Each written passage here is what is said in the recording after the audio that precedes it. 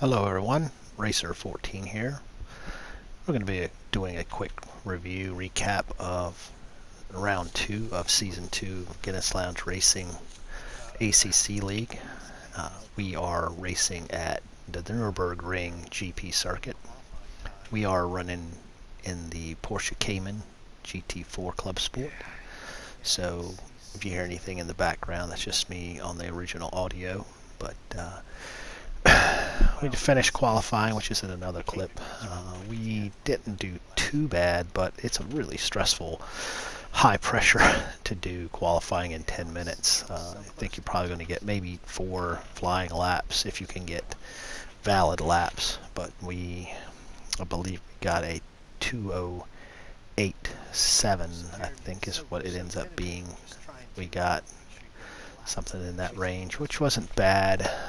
Everyone else, the top 4, I think, were in the 2:07s. And pole with Cordell at pole. A little bit smaller field this time, but going to go through and check all of our things in the settings and make sure we got the right amount of fuel. Try to get our tire pressures in the ballpark. We did a bunch of practice for this race, and everything was looking up. I can never crack the 2:07s and all the mock races and qualifying practice and all this. I can never get into the 2:07s. I could get right up to the 2:08 flats, but never cross that extra tenth and get into the extra hundredth more likely, because I was like 2:08.01s, I think. So we just needed a couple hundredths and we would have been in 2:07s. But either way, it would have been a nice milestone. But get ready for the start here again. Really kind of interesting start. You ghost at the beginning, which you'll see, and then watch go through the start here. The Porsche, I like the Porsche. Originally, I was trying the Aston Martin Vantage, and I just couldn't get grips with it, even with a good setup. I just couldn't even adjusting that setup. I couldn't get it anywhere. And this is just a sim race setup that I tweaked a little bit, and it was running okay. We had to turn the audio volume down a little bit. And here we go, we're ghosting through each other, and then we stack back up into our grid positions. Get lined up. So we got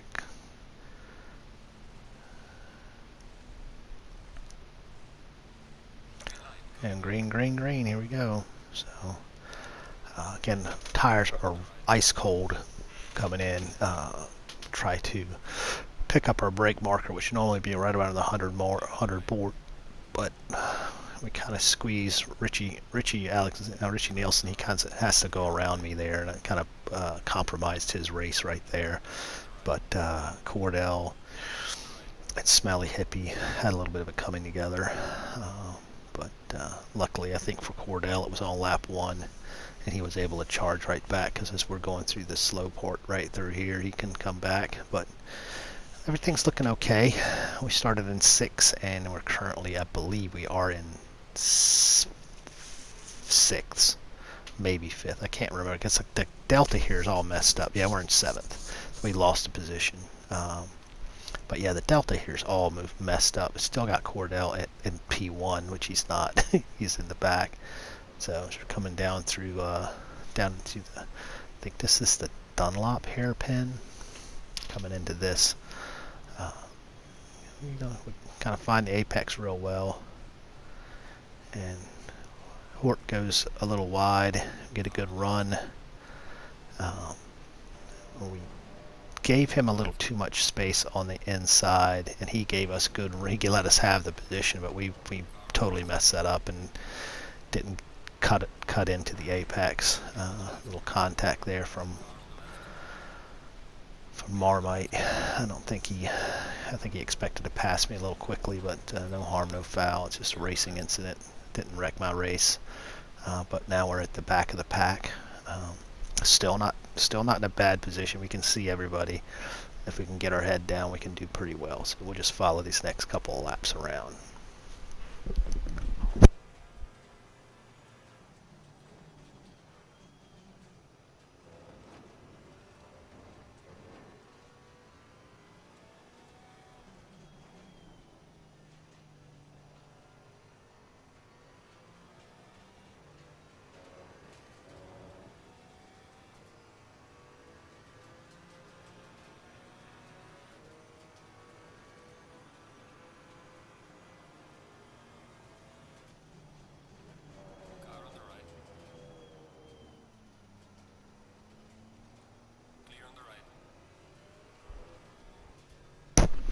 As we can see, the Porsche is a fairly quick car. It doesn't lose out on these big V8 cars, but for me, sometimes it's a little tricky. It's got a really lively car, so it's a really quick turning car, not like the Mercedes up there, which is nice and stable, pretty predictable car, which is why I was thinking the Aston would be, but it really wasn't. So, but we, again, we get our tires at the temperature and start getting some good grip. This car will come right around because this definitely has a lot of potential. But this is a really demanding track. There's really not a lot of rest here. All the turns have odd camber and late apexes, and so it's like coming up through the Schumacher S's. Everyone has kind of struggled this because we're also used to GT3 cars with a lot of downforce. The GT4s, you got to roll off a little bit and maybe dab the brakes just to get the car to turn in. And through this final sector here, it's pretty good section for this car. It's that middle sector proved to be my downfall in this race. I lost a lot of time through the middle sector, which has always been for me the same thing on this game and in GT Sport. So I come through here. These GT4 cars, you can really hammer the curbs and maybe hammer the grass too, and cut the grass a little bit. Again, we're actually finishing lap 2, I think, but we're starting lap 2. So.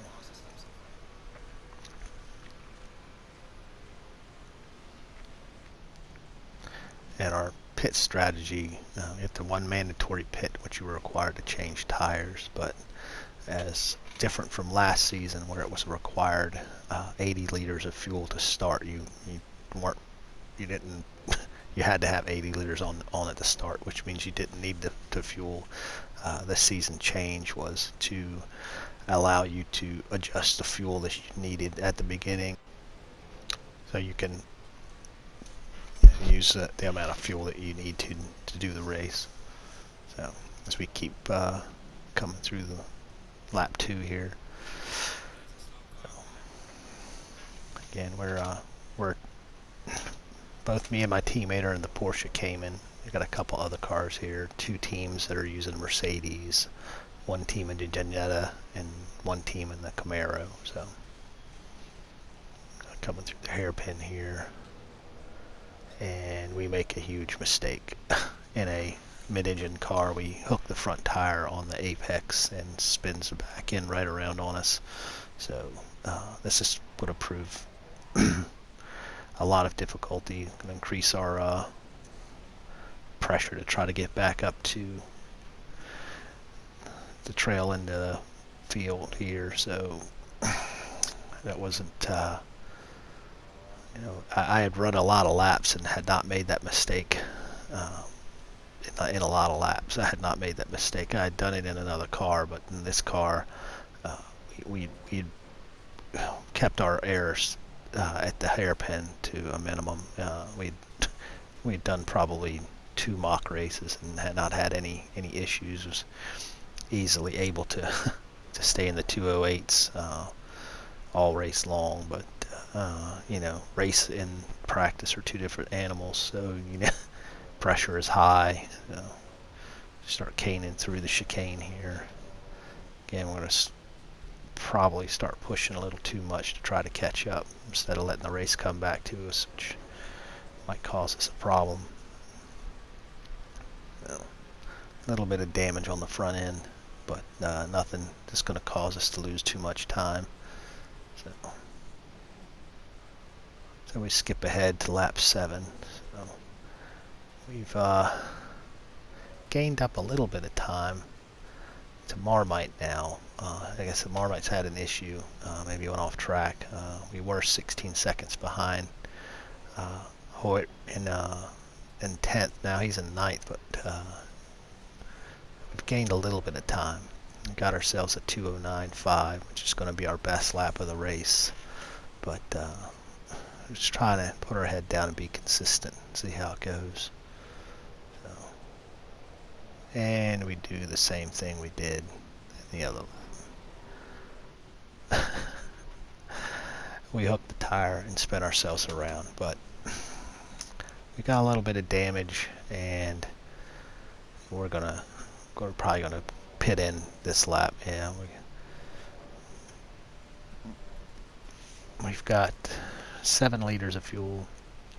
Not enough to do another lap, but let's just try to reset ourselves here. You know, fresher tires. Make another mistake. Run wide. Again, we're just, the race is kind of falling apart now. Now we're 22 seconds away from Marmite in 9th position. So, yeah. A couple of guys are coming into the pits now, so we'll see if we can. We're not going to gain any time in the pits because we've got damage, which we probably didn't need to repair, but who knows? We just repair it. We really messed it. Entering this pits in this game is really tricky. So you overslow. The line is right up here. We're overslowing. Oh, okay. Now we're finally in. Pit limiter kicks in, but pitting in this game is always a really tricky proposition. You always overslow going into the pits. I don't see how people find the grip on the pit end. So slide in here and get some new tires, get some fuel, repair our damage. 43 seconds almost. Yeah, a little over 43 seconds to do everything, which normally it's only 13 seconds longer to finish, fix everything, which is worth it. So.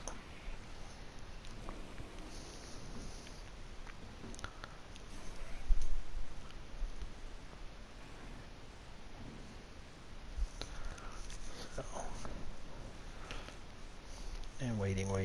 We're still. So now we're repairing our damage, and see the hood just snaps back into place. Yep, somebody's coming. I think somebody's coming. And we skip out. So what I missed on that was we ended up shifting into second, leaving the pits, and we got a 30-second stop and go. So we actually basically pitted twice. So, but yeah, really try to edit this down because it was really a dull race, and I was going to stream it, but I decided not to. And I'm kind of glad because I was not happy, not a happy camper. We had Magic Mike on the other line on the chat, and he was having a pretty good race. He actually had a ding dong race.